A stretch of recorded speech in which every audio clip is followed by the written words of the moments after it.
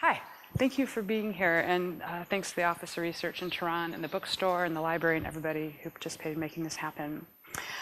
So, quick and dirty, seems appropriate. This book, High, had a long gestation. It started in 2002, as all good research projects do in the halftime of the Super Bowl. And I was watching the ad gallery because I teach popular culture and representation. And this ad stuck a burr in my mind that I spent the next 15 years turning over as a scholar. And the ad went like this. It was a 15-second spot. It was a tight square around a freckled-faced boy of maybe 10 years. And he said, I killed mothers, I killed fathers, I killed grandmothers, I killed grandfathers, I killed policemen, I killed firemen. Well, I didn't really kill them, I just sort of helped. And then a title card came up that said, if you use drugs, you support terrorism. This was 4 months after the 9/11 bombings. And I was gobsmacked, as I still am, by that ad. The chutzpah of Ogilvy and Mather, but they're good for that. The implication for me was that drug users are terrorists, and I knew that that was so blatantly wrong, so bold, and it stuck in mind, and I started to really pay attention to representations of drug users in popular culture, which is what my field is. As a scholar who looks at the cultural politics of representation, it made me wonder why are images of drug users in United States popular culture so extreme? Because they are. So they are the people who are terrorists, or they are the people who are just tragically addicted and having sort of short-end lives. And the research took me almost 15 years to answer the question, why is it that we represent users this way? But I can answer in short this way. I can save you reading the book. In short, almost everything we think we know about drugs and users is wrong. So if I ask you to picture a drug user, you won't envision yourself. But nearly everyone in this room is a drug user. If you drink coffee or tea or soda, or if you enjoy drinks at night with your colleagues, or if you use psychotherapeutics, if you use anti-anxiety and antidepressants, you are a drug user. Psychoactive drugs are part of most of our lives. Why don't we think of ourselves as drug users? Well, some drugs are so socially accepted that they are invisible. Others have been vilified to the point of monstrosity. Where such divergent thinking about drugs came from became the second half of my research question. So when I poured through national data, which correlates with international data, I learned this stunning fact that fewer than 90% of drug users of any drug except cigarettes become addicted. Let me restate that. The overwhelming number, the majority of users of all drugs are self-regulating. So why don't we know that? Because representation matters. One of my book reviewers called it the dirty little secret of the drug war and the recovery industry, the way that we imagine drug users in this culture. So why do we think everyone who touches heroin or methamphetamine becomes addicted? Well, because we see it in the movies. And more importantly, why have we historically thought that people who use other drugs, amphetamines like Ritalin or Adderall or other opiates, will not become addicted? Two systemic forces, drug criminalization and medicalization, have framed how we think about drugs and users for the last almost 50 years.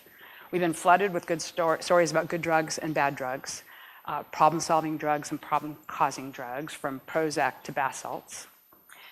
The imagined difference is ideological.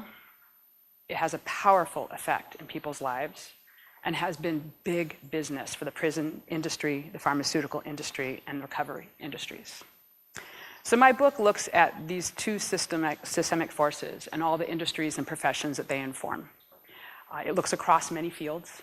So I work in law and policy, I work in medicine and recovery industries and medical research, and I look across the ways in which popular culture and media campaigns, very targeted campaigns at 3 different points in the last 50 years, have completely inflected this understanding of drugs and shaped public policy and public health. So one of the things I want to share with you, just as I sort of kind of move deeper into the book, is that this is a complex question. And the problem is we want to, just like with everything else we want to do in the United States, we want to think about it in a simplified way. And the minute we do that, we default to these kinds of narratives. So if we stop, though, and we look at drug user practices, how people actually use drugs, whether it's wine or whether it's antidepressants, whatever the drugs are they use, what we see is a process of self-regulation. And we order another bottle of wine? I don't know, we have another hour of parking. Should I drink that next cup of coffee? Am I gonna be up all night if I do that? If I smoke that weed, am I gonna be foggy in the morning when I need to teach my class? So we practice this thing we call harm reduction, most of us, most users, most of the time. But we don't see it represented in popular culture or media. That's the thing we don't see. What we see are the problem cases, and the question is why.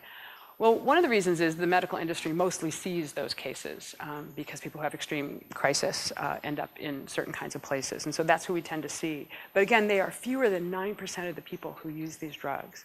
So my last chapter really looks at why people use drugs. It looks at the issue of pleasure, the verboten thing that we can't talk about. We can talk about it when it comes to things like wine and beer, but we have a really hard time talking about it when it comes to other drugs. So the normalization of the use of certain kinds of drugs and the problematization of the use of other kinds of drugs, for me, is sort of the thing I take out of this book and into my next set of projects. I just finished working with the Drug Policy Alliance on a white paper for Congress to suggest different kinds of research that needs to be funded so we can find out what people are using and why, and stop focusing on tiny populations of users. But the thing I'd like to leave you with is that these misconceptions have such impact in our lives. Over 64,000 people died last year of opiate-related deaths.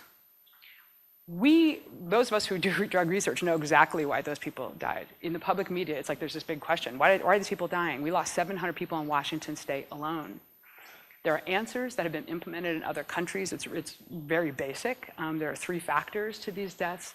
And we could answer that if we thought about why people are using these drugs. But that's the question that hasn't actually been asked yet. So the last thing I want to say about High as a book, hold on, I have my prop. There it is that it includes a dozen user narratives. I thought it was important to have voices other than my own as part of this discussion, and I hope to do more work with other user narratives. But they give dimension to a lot of the issues that I raise, and actually they raise issues that I didn't even have time to talk about. What's interesting to me about them is that they are on a wide spectrum of use of different kinds of substances, some that you might be very kind of familiar with and others that you may not be. But they begin to, I think, fill in some of the questions that we're not asking and maybe beg the questions that we should. Thanks.